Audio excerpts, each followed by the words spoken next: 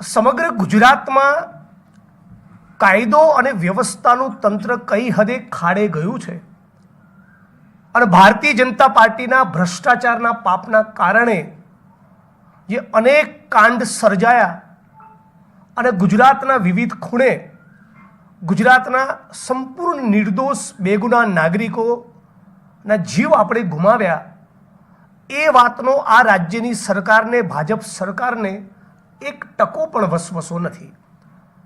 થોડાક સમય પૂર્વે સુરતમાં તક્ષશિલા કાંડની ઘટના બની, વડોદરામાં બાળકોની બોટ પલટી ખાઈ જતા હરણી કાંડની ઘટના બની, મોરબીની ઘટના બની અને બાદ રાજકોટના ટીઆરપી ગેમિંગ ઝોનમાં અગ્નિકાંડ સર્જાયો. આ ઉપરાંત રાજકોટના કોરોના સમયમાં શિવાનંદ હોસ્પિટલમાં આગ લાગી, શ્રેય હોસ્પિટલ, અમદાવાદમાં અગ્નિકાંડ, ભરૂચમાં અગ્નિકાંડ. આ અનેક અગ્નિકાંડો અને જલકાંડોમાં થઈને અમારી પાસે જે આંકડા ઉપલબ્ધ છે એ પ્રમાણે 240થી વધારે લોકો ભ્રષ્ટ અધિકારીઓની પૈસાની ભૂખ અને ભારતીય જનતા પાર્ટીના ભ્રષ્ટાચારના પાપના કારણે હોમાયા છે. આ તમામ પીડિત પરિવારો વિવિધ સરકારી કચેરીઓ પાસે ન્યાય માટે અરજીઓ આપવી, આવેદનપત્રો આપવા, રેલીઓ કરવા, ધરણા કરવા, આંદોલન કરવા અને નામદાર ગુજરાત હાઈકોર્ટનો દરવાજો ખટખટાવવા અનેક પ્રયત્નો કરી રહ્યા છે. એ છતાં આ રાજ્યની સરકારના પેટનું પાણી હલતું નથી અને આ રાજ્યની સરકાર જાણે સંકલ્પ કરીને બેઠી હોય કે કોઈ પણ સંજોગોમાં પીડિતોને ન્યાય આપવાનો નથી, એ પ્રમાણેની પરિસ્થિતિનું નિર્માણ થયું છે. થોડાક સમય પૂર્વે અગ્નિકાંડના મુદ્દે રાજ્યના મુખ્યમંત્રી ભૂપેન્દ્રભાઈ પટેલે રાહુલ ગાંધીએ મુલાકાત કરી, એ પછી પાર્લામેન્ટમાં જો મુદ્દો રાહુલજી કે કોંગ્રેસ પાર્ટી ઉપાડશે તો પોતાનું નાક કપાશે એવી બીકના કારણે અગ્નિકાંડના પીડિતોને મળવા બોલાવ્યા, પણ હજુ સુધી એમના હૃદયમાં તક્ષશિલા, હરણીકાંડ કે મોરબી ઝૂલતા પુલની ઘટનામાં જેમણે પોતાના બાળકોને, સ્વજનો ગુમાવ્યા, એના માટે આ કહેવાતા મૃદુ મુખ્યમંત્રીના મનમાં સંવેદનાનું એક ટપકું પણ પેદા થયું નથી. ઉલટું નાની માછલીઓને પકડવી, મોટા મગરમચ્છો અને ભાજપના ભ્રષ્ટ પદાધિકારીઓ અને ભ્રષ્ટ નેતાઓને બેશરમીપૂર્વક છાવરવા, એવું આ સરકારનું વલણ એ સમગ્ર ગુજરાતના મીડિયાને જનતા સમક્ષ છતું થઈ ચૂક્યું છે. મોરબીના પીડિત પરિવારોની માંગણી બહુ સ્પષ્ટ છે. આ પ્રકરણમાં સીબીઆઈને તપાસ સોંપવામાં આવે. આ પ્રકરણમાં 173(8)ની વધુ તપાસની અરજી કરી છે. તો એ અરજીને લઈને પીડિત પરિવારો ન્યાયતંત્ર સમક્ષ કેમ જવું પડે? રાજ્યની પોલીસ પ્રશાસન શું કાયદો નથી જાણતી? એ ધારે તો આમાં બીજા જેટલા પણ કસૂરવારો નીકળે એ તમામની ધરપકડ થઈ શકે. એટલે એમની માગણી છે, અમારી પણ વિપક્ષ તરીકે માગણી છે કે મોરબીના પીડિત પરિવારોની માગણી પ્રમાણે સીબીઆઈને તપાસ સોંપવામાં આવે, ફાસ્ટ ટ્રેક કોર્ટમાં આનો કેસ ચલાવવામાં આવે. પીડિત પરિવારોની મશ્કરી કરતા હોય એવું વળતર નહીં. અગ્નિકાંડમાં તો ફક્ત 4 લાખ, એ રકમ તો એકાદ વર્ષમાં ખર્ચાઈ જાય. એટલે 1-2 કરોડ જેવી રકમ મોરબીના પીડિતોને આપવામાં આવે. અને જ્યારે સરકારે પોતે મોરબી નગરપાલિકાની સુપરસીડ કરી એક પ્રકારે કબૂલ્યું છે કે એમાં ભ્રષ્ટાચાર અને ખોટું થયું છે, મોરબી નગરપાલિકાની જવાબદારી બનતી હતી, એવું એક પ્રકારે નગરપાલિકાને સુપરસીડ કરીને સરકારે સ્વીકાર્યું છે, ત્યારે અમે માગણી કરીએ છીએ કે નગરપાલિકાના જે તે વખતના ચીફ ઓફિસર, તમામ ભારતીય જનતા પાર્ટીના હોદ્દેદારો, પદાધિકારીઓ, નગરપાલિકાના પ્રમુખ અને જે તે વખતના કલેક્ટર, આ બધાની સામે પણ આઈપીસીની કલમ 302 હેઠળ ગુનો દાખલ થવો જોઈએ. એના બદલે રાજ્યની સરકાર અને કહેવાતી બધી એસઆઈટીઓ એ સત્યશોધક સમિતિને બદલે જાણે ભીનું સંકેલો સમિતિ હોય એ પ્રમાણે બધાને જ ક્લીન ચીટ આપવામાં લાગેલા છે. આ તમામ ક્લીન ચીટની વિરુદ્ધમાં તક્ષશિલા, હરણી, ભરૂચ, શ્રેય હોસ્પિટલ, મોરબી અને રાજકોટ ટીઆરપી ગેમિંગ ઝોનના તમામ પીડિતોને ન્યાય મળે એટલા માટે મોરબીથી 9 ઓગસ્ટથી અમે એક ગુજરાત ન્યાય યાત્રાનો પ્રારંભ કરીએ છીએ અને આ ન્યાય યાત્રાનો એકમાત્ર ઉદ્દેશ સમગ્ર ગુજરાતના પીડિતોને, વિશેષ કરીને મોરબી, તક્ષશિલા, હરણી અને અગ્નિકાંડના પીડિતોને ન્યાય મળે, રાજ્ય સરકાર ઉપર ફરજ પડે, એમની તમામ ન્યાયી અને વાજબી માગણીઓનો સ્વીકાર કરવાનો, ફાસ્ટ ટ્રેક કોર્ટ મળે, સચોટ તપાસ થાય અને તમામ કસૂરવાર આરોપીઓ સાબરમતી સેન્ટ્રલ જેલના સળિયા પાછળ જાય, જેથી ફરી આપણા મોરબીમાં, રાજકોટમાં, વડોદરામાં, સુરતમાં, ભરૂચમાં, અમદાવાદમાં કે ગુજરાતના કોઈ પણ ખૂણે આવા જલકાંડ અને અગ્નિકાંડ એ ભાજપ સરકારના પાપે સર્જાય નહીં.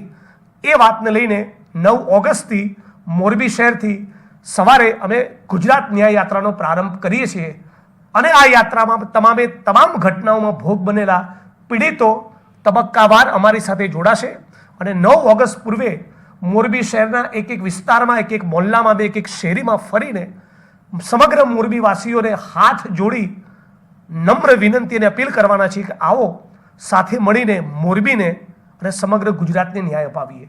સાથોસાથ પાપનો ઘડો, ભારતીય જનતા પાર્ટીના ભ્રષ્ટાચારના પાપનો ઘડો પણ મોરબીથી ગાંધીનગર વિધાનસભાના સત્ર સુધી લઈ જવાના છીએ.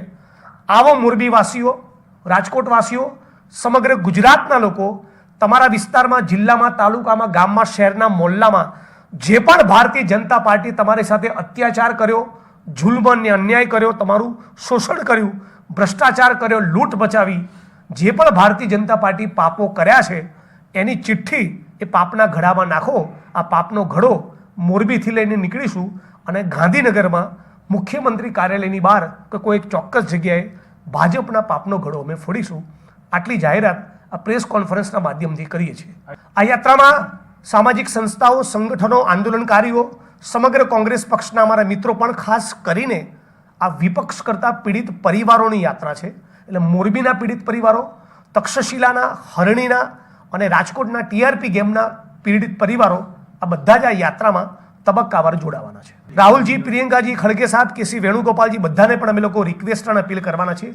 એમની અનુકૂળતા પ્રમાણે એ પણ જોડાશે. આપ જાણો છો કે ટીઆરપી ગેમિંગ ઝોનના પીડિતો સાથે અને તમામ કાંડના પીડિતો સાથે રાહુલજી પોતે વ્યક્તિગત અમદાવાદમાં મુલાકાત પણ કરી હતી, એમની સાથે વિગતવાર વાત પણ કરી હતી અને આવનારા દિવસોમાં પાર્લામેન્ટમાં પણ આ મુદ્દો અમે ઉપસ્થિત કરવાના છીએ. બધા જ નેતાઓને અમે આમંત્રણ આપવાના છીએ. મેમ્બર ઓફ પાર્લામેન્ટ છે અમારા કોંગ્રેસ પક્ષના, એમને પણ કહેવાના છીએ. બધા તબક્કાવાર કોંગ્રેસ પક્ષના જે પણ આગેવાનો છે બધા પોતાની અનુકૂળતા મુજબ જોડાશે. 9 ઓગસ્ટથી શરૂ કરીને વિધાનસભાનું સત્ર છે દરમિયાન 22-23 ઓગસ્ટ સુધી આ યાત્રા રહેશે અને 300 કિલોમીટરની આ પદયાત્રા રહેશે. ગુજરાતમાં છેલ્લા વર્ષોમાં, છેલ્લા 5 વર્ષમાં જે 5-7 કરુણાંતિકાઓ બની અને આ દરેક કરુણાંતિકાના પીડિત પરિવારો જે છે એ આજે પણ ન્યાયની આશમાં નામદાર કોર્ટ સુધી ધક્કા ખાય છે. ત્યારે સવાલ ઊભો એ થાય છે કે જેની તપાસ કરવાની જવાબદારી છે એ જવાબદાર સરકાર એવા માનીતા અધિકારીઓની નિમણૂક કરે છે કે જેના કારણે જે જવાબદાર ભાજપનો પદાધિકારી હોય અથવા તો સરકારનો માનીતો અધિકારી હોય એને આ તપાસ સમિતિ છે એ ક્લીન ચીટ સમિતિ બની જાય છે અને ભાજપના કોઈ પણ હોદ્દેદાર જો આમાં સંડોવાયેલો હોય તો એને ક્લીન ચીટ આપવા માટે જાણે સમિતિ બનાવાતી હોય એવું આ બધી જ કરુણાંતિકામાં સાબિત થયું છે. એટલે રાજકોટની અંદર તમે જોયું કે જે રીતે દબાણ ઊભું થયું, રાજકોટવાસીઓએ જે રાજકોટ બંધ રાખી અને સરકારને એક મેસેજ આપ્યો તો સરકારે 4 કમિટીઓ બનાવવાનું નાટક કર્યું પણ 4માંથી એક પણ કમિટીની એવી હિંમત ન થઈ કે રાજકોટના સ્ટેન્ડિંગ કમિટીના ચેરમેનને જવાબદાર ગણે, રાજકોટના મેયરને જવાબદાર ગણે. રાજકોટમાં જે અધિકારીઓ, આઈએએસ આઈપીએસ અધિકારીઓએ ટીઆરપી ગેમ ઝોનની અંદર જન્મદિવસ ઉજવ્યો હતો એ અધિકારીઓને તપાસનો ગાડીઓ એ અધિકારીઓના ગળા સુધી આ 4 કમિટીઓ, સત્યશોધક કમિટી, એસઆઈટી એકેની હિંમત ન થઈ કે ત્યાં સુધી એમનો ગાડીઓ પહોંચે.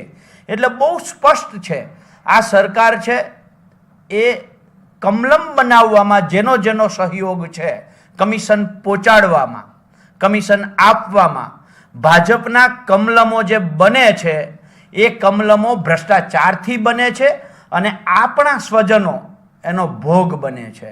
એટલે ફરીથી ક્યાંય ગુજરાતમાં આવી ઘટના ન બને, આ ભાજપના ભયમુક્ત ભ્રષ્ટાચારનો આપણે ગુજરાતીઓ ભોગ ન બનીએ એટલા માટે આ ગુજરાત પ્રદેશ કોંગ્રેસ સમિતિ દ્વારા પીડિત પરિવારોને સાથે રાખી એમની લડાઈમાં પાછળ ઊભા રહી અને આ ગુજરાત ન્યાય યાત્રાનું આયોજન કર્યું છે. ત્યારે ગુજરાતના તમામ વર્ગોના, તમામ સમુદાયોના, એ યુવાન હોય, બેરોજગાર હોય, પેપર ફૂટતા હોય, વિદ્યાર્થી ભોગ બનતો હોય, હમણાં જ વનરક્ષકોમાં આપણે જોયું કે જે ઘટના બની છે, આવા તમામ પીડિત લોકોને અમે આવકારીએ છીએ, એમને કહીએ છીએ કે આવો પદયાત્રામાં જોડાઓ, તમારી સમસ્યાનો એક ચિઠ્ઠી લખી અને આ પાપના ઘડાની અંદર નાખો.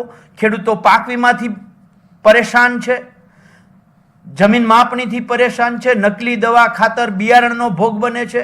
વિન્ડ ફાર્મ કંપનીઓ, સોલાર કંપનીઓ, વીજ કંપનીઓ ખેડૂતોના ઊભા પાકમાં જેસીબી ફેરવે છે. આવા તમામ પીડિત લોકોને, સમુદાયોને, વર્ગોને અમે આવકારીએ છીએ. અને હારે હારે ખાસ જે શહેરીજનો છે, ઉભરાતી ગટરો અને પડતા ભૂવાઓથી પણ પરેશાન છે, આ તમામને કહીએ છીએ કે આ ભાજપના ભયમુક્ત ભ્રષ્ટાચારનું કાચું ચિઠ્ઠું લખીને તમે આવો, પાપના ગળામાં નાખો. આવો આપણે સૌ ગુજરાતીઓ સાથે મળી અને આ ભાજપના ભયમુક્ત ભ્રષ્ટાચાર સામે ગુજરાત ન્યાય યાત્રાની લડાઈ કરીએ. મારું નામ જગદીશભાઈ કલાભાઈ પરમાર. અમારા મોરબી ઝુલતાપુરના દરેક મિત્ર મૃતક પરિવારો છે એ સંપૂર્ણપણે પોતાનો કામ ધંધો બંધ કરી અને જોડાવાના છીએ. અને અમે એક સંકલ્પ કરી અને અમે ન્યાય માટે કોર્ટ સમક્ષ પણ અમે અમારા જે ફરીથી તપાસ થાય, સીબીઆઈની તપાસ સોંપે અને જે ચાર્જશીટ જે સોંપ્યું છે એ અમને એમાં પૂરેપૂરો હજી વિશ્વાસ નથી. એના માટે અમે 302ની કલમની એમ ઉમેરવાની અમે જે અરજી કરી છે એની હજી સરકારે એમાં કોઈ ધ્યાન આપ્યું નથી.